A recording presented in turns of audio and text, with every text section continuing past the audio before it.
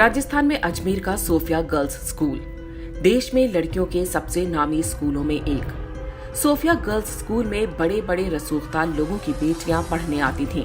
राजस्थान के कई आईएएस और आईपीएस अधिकारियों की बेटियां भी यहीं पर पढ़ती थीं। शहर में रहने वाले एक लड़के ने स्कूल की 9वीं क्लास की एक छात्रा से दोस्ती कर ली। छुट्टी के बाद वो छात्रा लड़के के साथ घूमने फिरने जाने लगी। लड़के ने छात्रा की अश्लील फोटो खींच ली। इसके बाद जो कुछ हुआ वो देश में अपराध के इतिहास में एक काले अध्याय की तरह दर्ज है, लेकिन आज भी भारत में इसके बारे में बहुत कम लोगों को पता है। ये घटना है वर्ष 1992 की और इसे अजमेर सेक्स स्कैंडल के नाम से जाना जाता है। सोफिया कॉलेज की 9वीं क्लास की छात्रा से दोस्ती करने वाले युवक का नाम था फारूक चिश्ती। उसका परिवार अजमेर के ख्वाजा मोइनुद्दीन चिश्ती की दरगाह पर खादिम का काम करता था। फारूक चिश्ती अजमेर युवा कांग्रेस का अध्यक्ष भी था।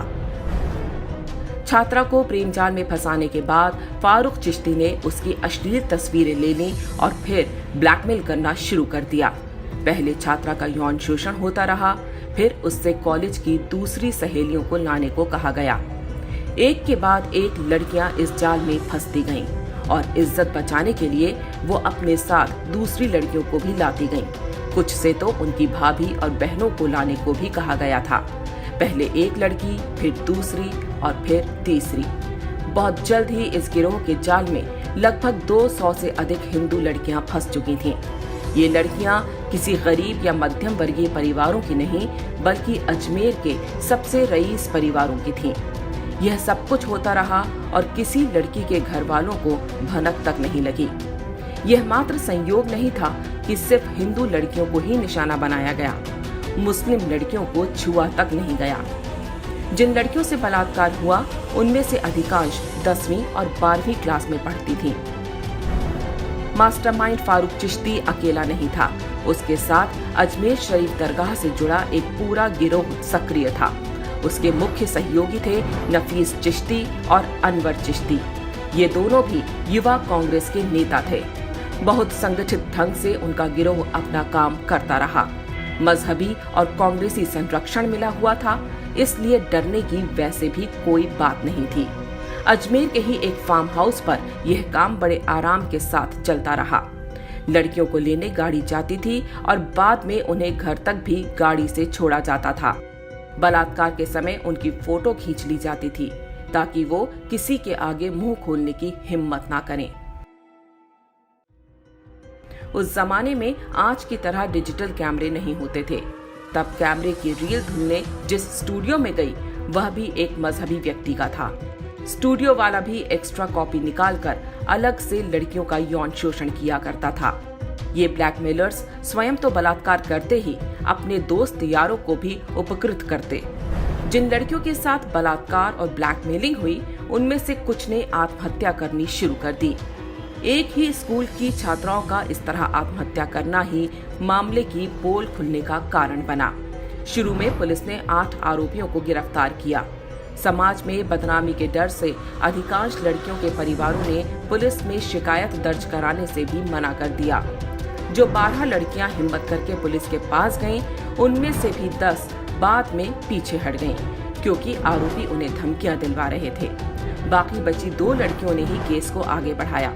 उन्होंने अकेले 16 आरोपियों की पहचान की। यह वो दौर था जब बलात्कार जैसे अपराधों में कड़ी सजा नहीं होती थी। घटना के 6 वर्ष बाद जिला न्यायालय ने 8 आरोपियों को उम्र कैद की सजा सुनाई, लेकिन मुख्य आरोपी फारूक चिश्ती ने खुद को मानसिक रोगी घोषित करवा लिया, जिससे उसके मुकदमे की सुनवाई लटक गई। जिन आरोपियों को उम्र कैद हुई थी उनकी भी सजा को 10 साल की जेल में बदल दिया गया। एक फरार आरोपी सलीम नफीस 19 वर्ष बाद साल 2012 में पकड़ा गया। बाद में वह भी जमानत पर छूट गया। जब इस बलात्कार कांड का भंडाफोड़ हुआ तो राजस्थान में कांग्रेस का पूरा सिस्टम आरोपियों को बचाने में जुट गया। जो भी सामने आता उसे डरा धमका कर चुप करा दिया जाता। कहा गया कि आरोपियों पर कार्रवाई हुई तो सांप्रदायिक माहौल खराब हो जाएगा। बलात्कारी एक मजहब विशेष के थे, इसलिए मोमबत्ती गैंग भी तब लड़कियों के बजाय बलात्कारियों के समर्थन में खड़ा हो गया था।